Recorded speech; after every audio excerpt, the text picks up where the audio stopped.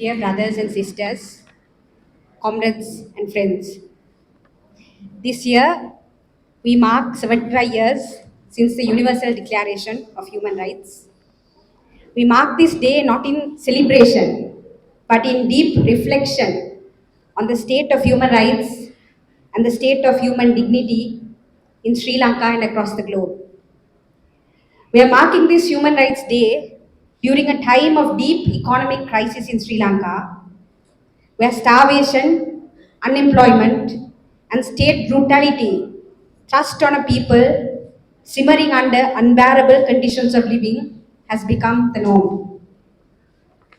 Just a few weeks back, a youth was murdered in a police station in Jaffna, and a child was beaten to death in a state correction facility. This is not unusual for us in Sri Lanka. Since for the last 75 years, our human rights have been in a state of crisis. And in May 2009, human rights died in the shores of Mullawaikal as the government of Sri Lanka bombed thousands of Tamil people in the name of ending a war. We are marking Human Rights Day at a time when we are headed by an unelected government and a president and an impotent parliament which neither has the power nor the political will to check the executive. Hence, the IMF and the international creditors dictate the way of life for us. Privatization, deregulation, financialization, removing labor protections, and the dismantling of the welfare state is touted as the solution for a crisis which was created by global financial order, which is designed to exploit governance vulnerabilities in countries such as ours. The fault is not ours, but we are made to pay the price with our lives. Today, the world people stand shocked and watch in dismay as the Israeli government bombs Gaza, killing thousands of people, including children, and destroys the city beyond recognition. This horrendous mass murder is being aided and abetted by governments in countries such as the USA and the UK. People ask the question, are human rights a sham, an empty promise? The Universal Declaration of Human Rights came into being at a time when third world countries were coming out of the yoke of colonial rule. New independent states were coming into life like Sri Lanka. And UDHR was also promise for a new world which is equal and just to all people and which will allow human life to thrive with dignity.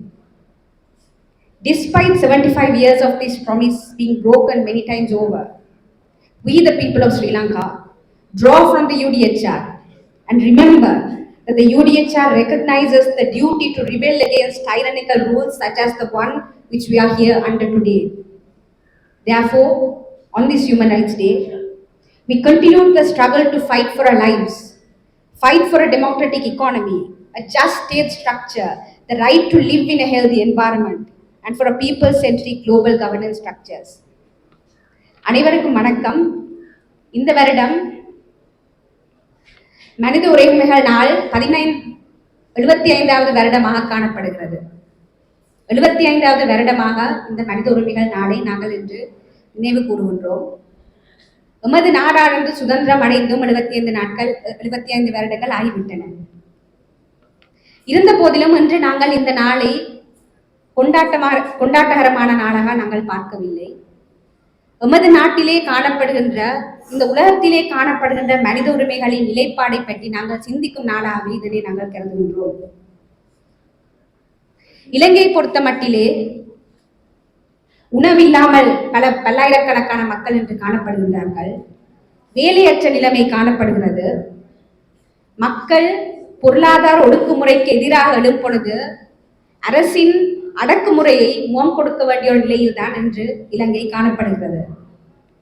சில நாட்களுக்கு முன்னால் போன கிழமை ஒரு police நிலையத்தில் ஒரு இளைஞர் அடித்து கொல்லப்பட்டிருக்கின்றார், சித்திரவதை செய்து கொல்லப்பட்டிருக்கின்றார். அதே போன்று ஒரு சிறு பிள்ளை அரசாங்கத்தின் ஸ்டேட் கரெக்ஷன் ஃபெசிலிட்டியில் இந்த பிள்ளை வந்து சித்திரவதை செய்யப்பட்டு கொலை செய்யப்பட்ட ஒரு சம்பவத்தையும் நாங்கள் கண்டு கொண்டிருக்கின்றோம்.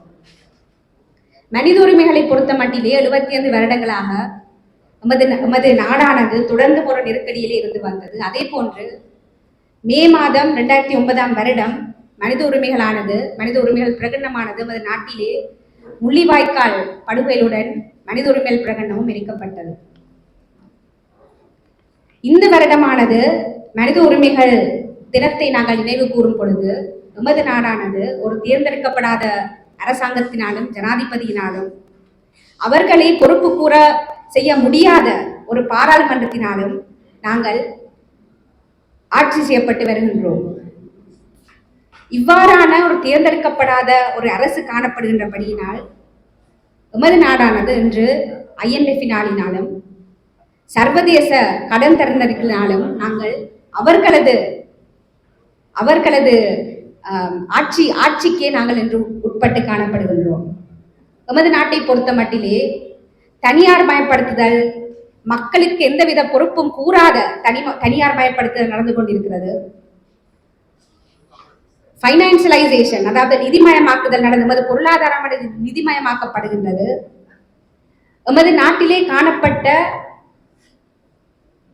சட்டங்கள், தொழிலாளர்களை பாதுகாக்கின்ற சட்டங்கள் நீக்கப்பட்டு கொண்டிருக்கின்றது. அதே போன்று எமது நாட்டில் காணப்படுகின்ற சமூக பாதுகாப்புகளும் படிப்படியாக அளிக்கப்பட்டு கொண்டு எமது அரசாங்கத்தினால் அளிக்கப்பட்டு கொண்டு வருகிறது. இந்த பொருளாதார நெருக்கடிக்கு எமது மக்கள் காரணம் அல்ல. இருந்த போதிலும் எமது மக்களையே இன்று இந்த பொருளாதார நெருக்கடிக்கு காரணமாக்கிக் கொண்டிருக்கிறது எமது அரசாங்கம். இதே போன்றுதான் உலக அரசியலை பார்த்தோமானால் இஸ்ரேலிய அரசாங்கத்தினால் காசாவிலே குண்டு தாக்குதல் தொடர்ச்சியாக நடைபெற்றுக் கொண்டிருக்கிறது. பல்லாயிரக்கணக்கான மக்கள், குழந்தைகள் உட்பட பல்லாயிரக்கணக்கான மக்கள் இன்று படுகொலை செய்யப்பட்டுக் கொண்டிருக்கிறார்கள். காசா நகரமானது தரைமட்டமாக்கப்பட்டுக் கொண்டிருக்கின்றது. இந்த பெரும் படுகொலையை அமெரிக்கா, ஐக்கிய ராஜ்யம் போன்ற நாடுகள் இதற்கு உடந்தையாக இருக்கின்றது. எனவேதான் இன்று மக்கள் கேட்கின்றார்கள், இந்த மனித உரிமைகள் எனப்படுவது வெறும் போலியான ஒரு விடயமா, மக்களுக்கு உகந்த ஒரு விடயம், ஒரு யதார்த்தத்தில் உகந்த ஒரு விடயம் அல்ல, போலியான விடயமா என்ற கேள்வியை கேட்டுக்கொண்டிருக்கிறார்கள். இந்த கேள்விக்கு பதிலளிக்கும் முகமாக நான் கூற வேண்டிய விடயம் என்னவென்றால், சர்வதேச மனித உரிமைகள் பிரகடனம் 75 வருடங்களுக்கு முன்னர் கொண்டு வரப்பட்ட போதுதான் இலங்கை போன்று பல நாடுகள் காலனித்துவ அரசாங்கத்தின் ஒடுக்குமுறையிலிருந்து வெளியே வந்து கொண்டிருந்தது. அந்த காலகட்டத்தில் தான் இந்த சர்வதேச மனித உரிமைகள் பிரகடனமும் கொண்டு வரப்பட்டது.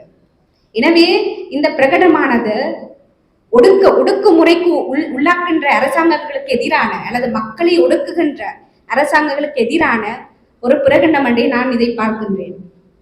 எனவே இந்த கடந்த 75 வருடங்களாக மனித உரிமைகளானது மீண்டும் மீண்டும் மீண்டும் எம்மிடமிருந்து பறிக்கப்பட்டாலும், மனித உரிமைகளானது தொடர்ச்சியாக நெருக்கடியில் இருந்து வந்தாலும், இந்த சர்வதேச மனித உரிமைகள் பிரகடனத்திலேயே காணப்படுகின்றது. ஒடுக்கப்படுகின்ற பொழுது, மக்கள் அரசாங்கத்தினால் ஒடுக்கப்படுகின்ற பொழுது, அரசாங்கங்கள் மக்களை ஒடுக்குகின்ற பொழுது அதற்கு எதிராக எழுந்து போராடுவதற்கு எமக்கு ஒரு கடமைப்பாடு இருக்கின்றது, எமக்கு உரிமை இருக்கின்றது என்று கூறி இந்த மனித உரிமைகள் பிரகடனமே சொல்லி இருக்கின்றது. எனவே தான் இந்த மனித உரிமைகள் தினத்தன்று நாங்கள் எமது உயிர்களை பாதுகாப்பதற்காக போராடுகின்றோம், எமது பொருளாதாரத்தை ஜனநாயகமயப்படுத்துவதற்காக போராடுகின்றோம், எமது நாட்டை ஒரு ஜனநாயக ரீதியாக மக்களுக்கு பொறுப்பு கூறக்கூடிய ஒரு நாடாக மாற்றுவதற்காக நாங்கள் போராடுகின்றோம். இதற்காகவே நாங்கள் இன்று இங்கு கூடியுள்ளோம். அருகலேட்டு ஜெயவேவா போராட்டத்துக்கு வெற்றி. මාධ්‍ය සේවක වෘත්තීය සමිති සම්මේලනයේ ජාතික සංවිධායක තරිඳු උඩුවරගෙදර සහෝදරයාට මේ ස්වස්තික අරුලිංගම්ගේ සිංහලෙන් සහ ඉංග්‍රීසියෙන් සහ දෙමළෙන් කියපු කතාවේ කෙටි සිංහල අනුවර්තනයක් ඔබ වෙත ගෙනෙන්නට. ගරු තානාපතිතුමනි සියලු දෙනාම පිළිගන්නවා. වසර 75ක් මානව හිමිකම් විශ්ව ප්‍රකාශනයට සම්පූර්ණ වෙන මේ මොහොතේ අප කරන්නේ සැමරීමක් නෙවෙයි, අප ගැඹුරු හැරී බැලීමක් කරනවා. මානව හිමිකම්, මානව ගරුත්වය ගැන විශාල ආර්ථික අර්බුදයක් මැද සාගතය, විරකියාව, රාජ්‍ය මර්ධනය මේ වෙද්දි ක්‍රියාත්මක වෙනවා. සති කිහිපයකට පෙර යාපනයේ පොලිසියේදී පුද්ගලයෙක් ඝාතනය කරනවා, ශිෂ්‍යයෙක්ව ඝාතනය කරනවා පොලිස් භාරයේ සිටියේදී. මෙය අපේ රටේ එදිනෙදා දේවල්, විශේෂ දේවල් නෙමෙයි. මානව හිමිකම් අර්බුදයක තිබෙනවා. 2009 මැයි මාසයේදී යුද්ධය අවසන් කිරීමේ වචනයට මුවා වෙලා සාමාන්‍ය ජනතාව මත බෝම්බ පතිත කිරීමේදී මෙරට මානව හිමිකම් අවසන් වුණා.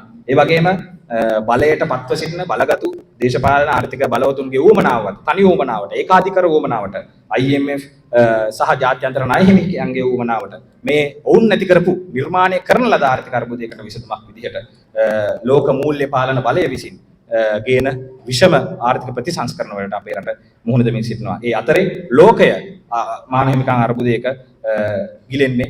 ඊශ්‍රායලය ගාසා තීරයේ මත දරුවන් ඇතුළු සියලු දෙනා මත බෝම්බ හෙළන මොහොතක එක්සත් ජනපදය, ඇමරිකා එක්සත් ජනපදය, එක්සත් රාජධානිය ඇතුළු ලෝක බලවතුන්ගේ අනුග්‍රහය.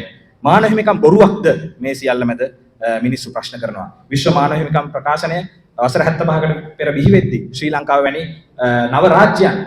නව රාජ්‍යයන් ගෝලීය තුල බිහි වෙන්න ගත්ත නව නිදහස ලැබූ රාජ්‍යයන් කියලා බිහි වෙන්න ගත්ත අවුරුදු 75ක් තිස්සේ මානව හිමිකම් විශ්ව ප්‍රකාශනයෙන් පොරොන්දු වූ මානව හිමිකම් අද දක්වා ආරක්ෂා වෙන්නේ නැති විත්‍ය අපට පෙනෙන තිබෙනවා. එවැනි පසුබිමක මානව හිමිකම් රැකෙන්නේ නැති ඒවට ගරු නොකරන ලෝකයක මානව හිමිකම් විශ්ව ප්‍රකාශනය තුලම හඳුනාගෙන තිබෙනවා. අයුක්තීන්ට, අසාධාරණයන්ට එරෙහිව, දුෂ්ට පාලනයන්ට හා පරිපීඩනයන්ට එරෙහිව කැරලි ගැසීම ජනතාවට අවසාන විකල්පය ලෙස තෝරගන්න සිද්ධ වෙන බව. ඉතින් අප සිටින්නේ එවැනි මොහොතක. අරගලයට ජය වේවා.